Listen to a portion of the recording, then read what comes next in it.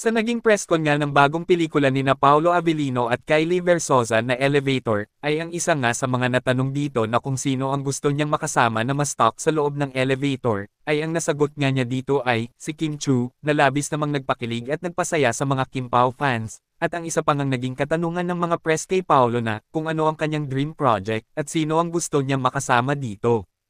Ayon nga sa naging sagot ni Paolo na, isang sci-fi movie ang nais niyang gawin, ang gusto nga niyang makasama dito ay kung maaari ay si Kim Chu, at ang isang ang naging option ni Paolo Avellino, ay si Catherine Bernardo.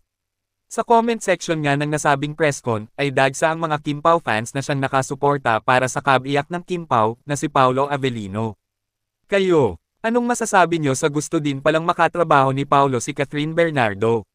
At isa din ba kayo sa labis na kinikilig sa tuwing nababanggit ni Paolo Avellino ang pangalan ni Kim Chu?